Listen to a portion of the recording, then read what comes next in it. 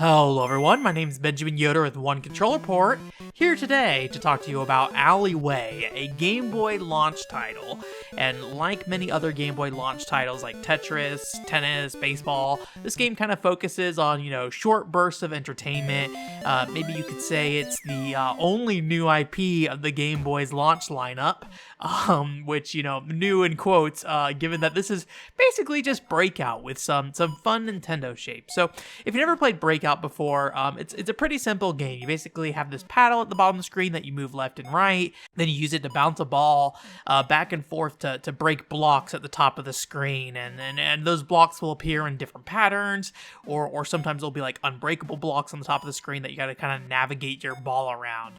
It's simple, but it has a level of depth over how you control the ball. Breakout was originally a game that used a paddle controller or like a knob on an arcade machine, so it allowed you to kind of slowly rotate the knob or quickly spin it, so you had a lot more precision in kind of how your paddle moved around. Obviously with the Nintendo Game Boy, you do not have that. You just have a digital only D-pad, so the paddle moves at like a set speed, although you can use the A and B button to kind of increase and decrease the speed of the paddle as you move it around. It takes a while to get used to, and I'll be honest, I've never really got fully accustomed to the paddle suddenly changing speeds when you press the button. It's not perfect, but it doesn't break the game. The angle and speed that you hit the ball kind of affects the ball's direction. I was never able to get it to the point that I could personally aim at a particular thing and hit it with the ball, but you can kind of hit the ball in certain ways to suggest it to go in a certain direction.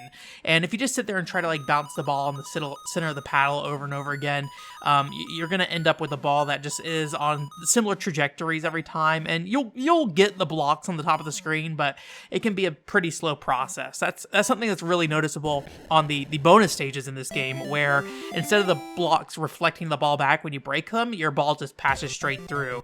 And so you have to clear this Mario character off the top of the screen using the ball within a set time limit. And if you're just bouncing the ball normally, you're not going to be able to complete it, or at least I was never able to complete it that way. So once you start adjusting how you're hitting the ball with different speeds or with different sides of the paddle, it really helps make the ball go in different orientations and trajectories, so you can kind of clear more of the screen.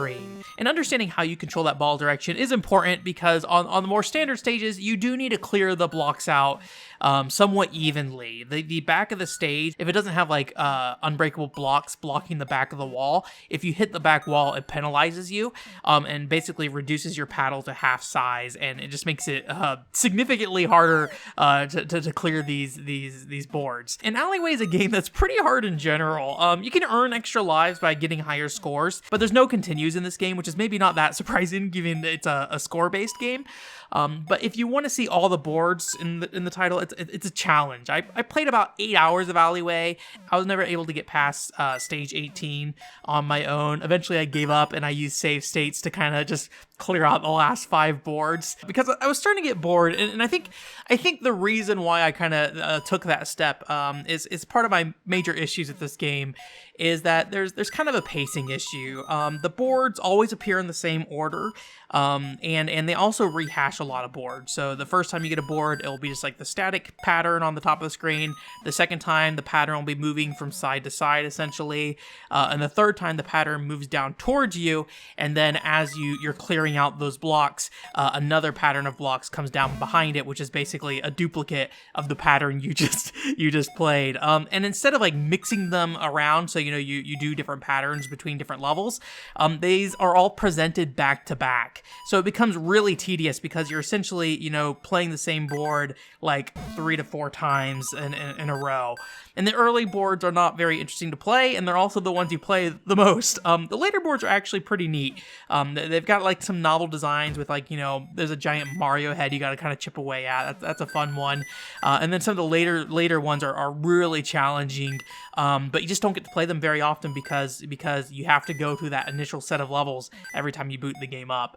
And I think I would have preferred either more unique levels, or at the very least have them shuffle the levels around in a way so you weren't just doing the same board for a significant period of time. And these pacing issues, make me kind of feel like Alleyway might be kind of in my opinion, a failed Game Boy launch title. When you play like Tetris, you can like immediately change the difficulty to something harder, so you can kind of jump in and just have fun immediately.